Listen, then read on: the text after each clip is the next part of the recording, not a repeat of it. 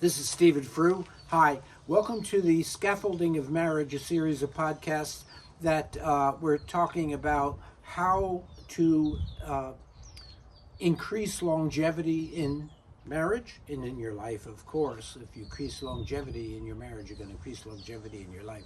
So increase longevity and enhance the quality of intimacy as it changes and evolves over time. Obviously, 20 to 30, you have one kind of intimacy, and 60 to 70, 70 to 80, there's a different kind of intimacy. It's all called intimate connecting, but the nuances change, the appreciation changes, the skill level changes, a lot of things change, and we want to hold that space in this conversation, which we call the marriage conversation. This conversation, the scaffolding of marriage. So we talked about how that origin, that original connection between two people is there for a reason. It's not just the hormone cocktail. It's not just, boy, do I love her or love him. Partnering, the very seeds of it are there, like the acorn with the oak tree. The acorn has a purpose, has a long range view of what is going to happen, and partnership is like that. We pick people, whether we know it or not, that are going to help us really become the individuals that we're meant to be, and people pick us for similar reasons.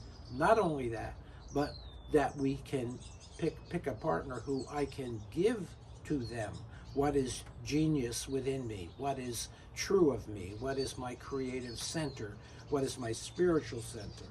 I can give that to someone, and in that I can be part of their individuation, their realization of what they're meant to be. Partnership is a very powerful concept, and it's not talked about nearly enough in the marriage conversation. It's not even talked about nearly enough in the business conversation, because I have some experience there. I'm a business consultant as well, and I can see in certain partnership problematic situations that I've been part of, they really never explored what the depth of the partnership was about, what each of them brought to the partnership, and what they were expecting, and where they were going with it, how to take on the challenges within it. So the scaffolding of marriage is tended to do that.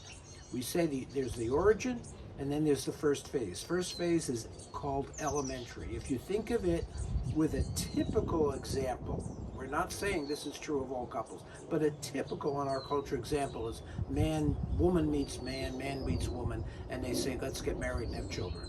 So they have 2.5 children. And what do? Well, they look for a good place to live, maybe an apartment, a condo, or a house. They establish a residence. And what else do? They take the advent of these children, and they give a lot of energy to making sure they're well cared for, that they're protected, that they're nourished, that they know how to cross the street and brush their teeth, kind of thing. They give a lot of energy to that elementary phase, which is roughly birth to adolescence, that phase of taking care of business. That is not all there is to marriage, but interestingly, somewhere about that adolescence and somewhere that couple hits midlife, 50% or more marriages divorce. They are on overload. They don't know what to call it. They say things that I think are kind of dumbed down. They say things like, I just don't love him anymore, or she never listens to me, or I met a woman at work, or I met a man at the wherever. And they start to rationalize and explain why their relationship has run out of gas, has run out of purpose. So elementary phase, they can do that really well. Their children can become adolescents. They're functional. They're going off to college. Maybe they know what they want to do. That's really, really powerful phase. But that phase runs out of gas, and it leads into the second phase, which we call transitional. That's a phase. That's not an event. Transitional means that both of them are asking, what's it all about? What's this really, what's this marriage for? Or what am I all about? Or who am I? Or if you listen to Cynic and his book on why, Cynic says, what's your why? What's your why? Why are you here?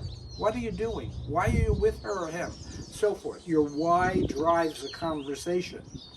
And in that, we're saying you need two big hands holding the two of you, saying, this does not equal, let's get out of the relationship. This equals, let's get further into the relationship. Let's try to understand our why. Let's try to understand where we're challenged. Let's try to understand conflict a little differently so we can embrace conflict. Let's understand what's happening physiologically and sexually in each of us and what that means to be partnered with this person. It's a very dangerous time. As you can see by a 55% divorce rate, it's a very dangerous time for the relationship to be torpedoed and sabotaged and over. There's a lot of forces in the culture that support that.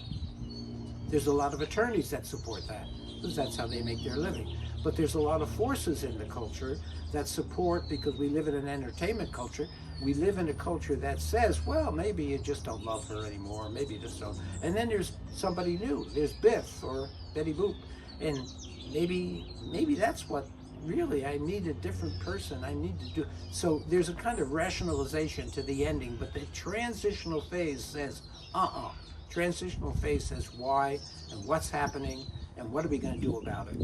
That means that you're able to, in some way, imaginatively, to go back to the origin of your love, to reground why you got together in the first place.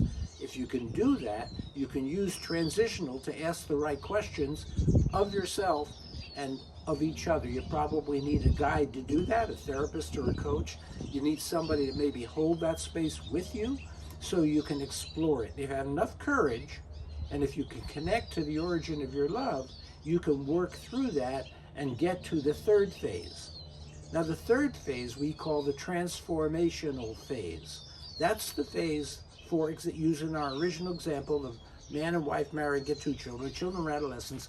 The third phase, transformational, means that you go from relating to your children in the most basic elementary ways, safety, nourishment, school and all that, to what are you going to do with your life? And what am I going to do with my life now that I'm 50, 55, 58, whatever I am? What am I going to do with my life? I've never really, I always did, and how's that going to look? It's not about my partner at that point. Some of it is. Most of it's about my own self-manifestation.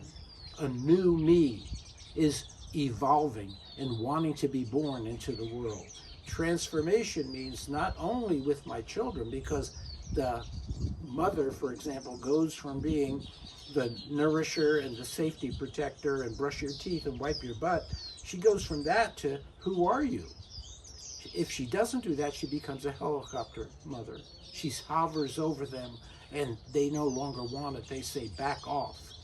I am going in the direction I really don't fully understand myself, because that's adolescence.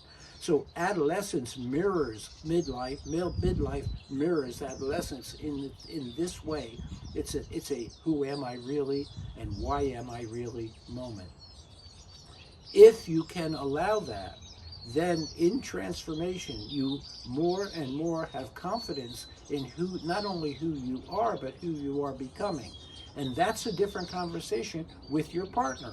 That partnership is a context for that conversation, but it needs a lot of safety and a lot of room to ask those questions and to involve each other, attract each other into that conversation, which is a very rich spiritual and emotional relationship conversation.